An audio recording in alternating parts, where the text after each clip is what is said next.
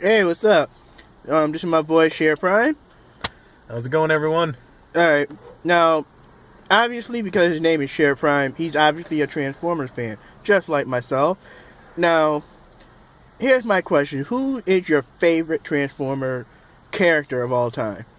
Hands down, Optimus Prime. I've been growing up on Peter Cullen's voice, the main voice actor of Optimus Prime, since I can remember. That was my first cartoon, first toys I liked, I wanted. Optimus Prime, the greatest of all the Autobot leaders. Just no matter, all the different Transformers have come and gone.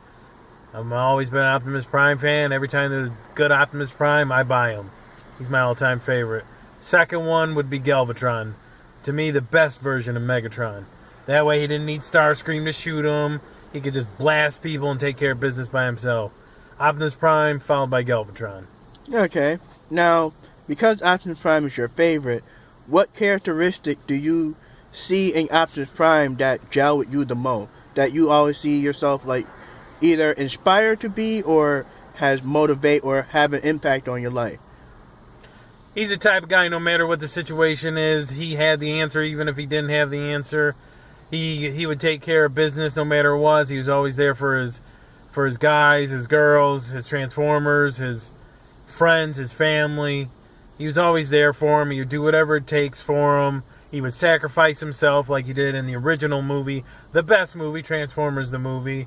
He was just a man. So you didn't like the Michael Bay movie? The first three were decent with many issues that we've talked about. The fourth one was okay. He definitely pissed and screwed on the fans and the Dinobots at the end, and they didn't even remotely look like G1 Dinobots. And then the last one was 2.5 hours of horribleness. It was really bad. Really, really bad. Here's hoping the Bumblebee movie is not Transformers 5. Oh, that was bad. Alright. So bad. Now, what about for Galvatron? Because you said that's your second favorite. What characteristics or anything that you like of him that made you gel with him as well? He was like Megatron. He was evil. He would do whatever it takes to win. He didn't care if you were a Decepticon Autobot. He'd step on you. He took care of business. What I didn't like about Megatron is he usually transformed into the gun, and either Soundwave or Starscream would have to shoot him. When Galvatron turned into a cannon, he didn't need anybody around him. He just took care of business. He was just really good at being bad. Okay. Now, here's the next question.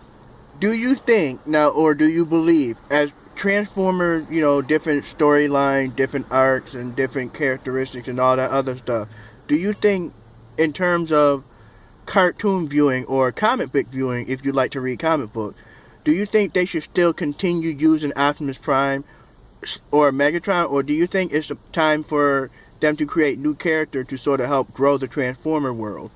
Well, you could grow them, but everyone likes Optimus Prime. Every time they tried to kill Optimus Prime off, fans went crazy, back in the day with the original Transformers movie. Parents called and wrote letters because their kids were crying. When they killed in Beast Wars, Optimus Primal, I think that was his name. People were like, no, here you go again, trying to kill Prime. You can have Rodimus Prime, Galvatron, you can have other people come on and take different leadership roles, be second in command, but, they're the G1s for a reason. They're the OGs. They're top dog for a reason. But you can introduce other people where Prime could be like, all right, you go take care of this. Galvatron or Megatron could be like, all right, you take care of this. You go on this mission, but you still have the original leaders. That's why people love G1. They love it for a reason. Alright, so, since you're a big, huge collector of Transformers just like me, do you think is the best representation of Optimus Prime, and same thing for Galvatron? What toy line you think did a real good Optimus Prime that you can be like, yeah, this is the definitive Optimus Prime, the definitive? For Optimus Prime, it'd be Power of the Primes Prime. You had Orion Pax transform into Optimus Prime like he did in the cartoon series. He's almost masterpiece quality, masterpiece level. And for Galvatron, the best version that we have of Galvatron, I believe it was Titan's Return line. It looked just like a G1 Galvatron. He probably was the best one we've had.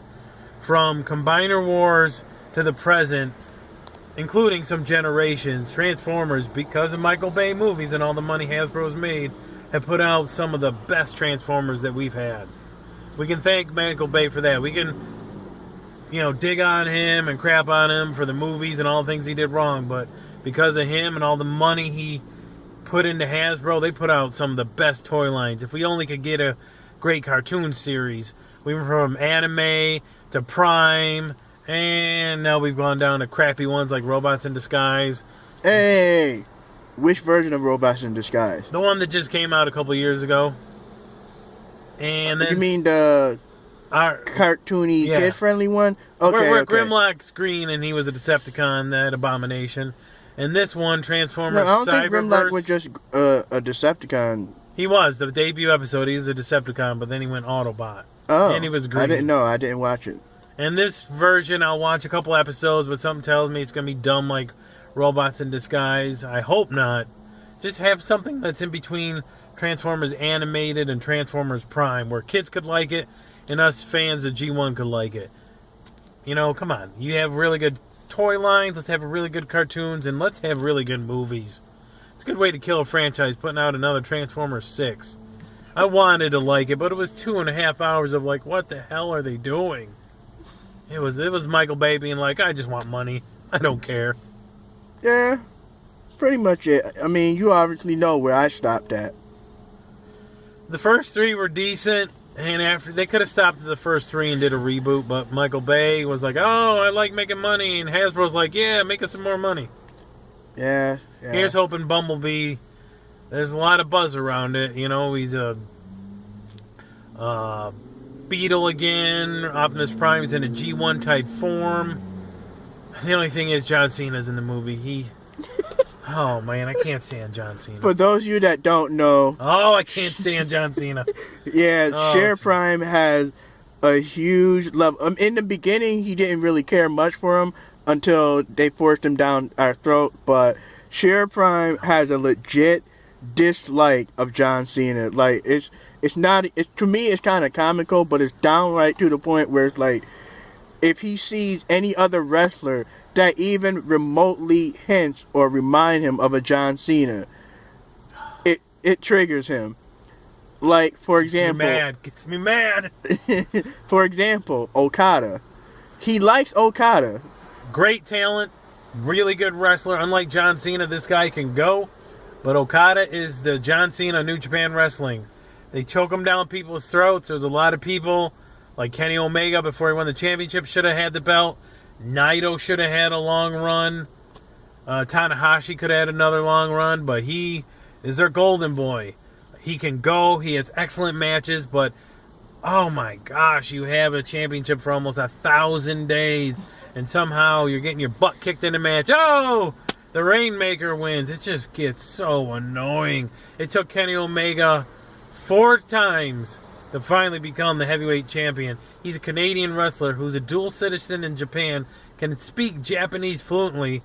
He's turned down WWE multiple times. He showed his love to New Japan. He should have been champion a while ago. But we're going off the tangent to Transformers. But yeah. John Cena just, the way WWE sucks now, and they just choke him down your throat trying to beat Ric Flair's record. You can like Ric Flair, you cannot, but Ric Flair is one of the all-time greats, and to be like, oh, John Cena's one way from tying Ric Flair. He's not even good enough to freaking hold his jock strap. Well, he did tie him in championship, but like you said, we are going off track from the Transformer, because, John Cena, like I said, I mean, Ric Flair. Yeah, we'll probably end it here because I want him to calm down a little bit. I'm good. Go on with your Transformers. I'm good. But yeah, so like I said, I do agree in terms of hopefully Bumblebee become more of a successful movie where and then reboot the franchise, make it G1-esque, so the old fans and the new fans can like it. Because a lot of new fans are like, "Oh, why do you like G1 so much?" Because when we watched it when we were kids, it was just a cartoon that connected with us. It was toys. You know, you have cars, you have planes, you have boats that transform into robots. You know, back in the day, that's a big deal. It's like, oh, it's a truck. Oh, you just got a plane. No, it's not just a plane. Oh, you got a semi. It's not just a semi. It's just, it was a passion we had for that cartoon. And we're collecting Transformers to this day because of the effect that G1 Transformers had on us, and then we, know who did the voices. Peter Cullen, Frank Welker. We grew up on their voices. It was just an attachment. It's hard to explain, and it'd be nice if new fans could understand why we harp on them so much. So, before we close this out, as you mentioned, there's Peter Cullen and all these great voice actors and actresses. Great voice actors.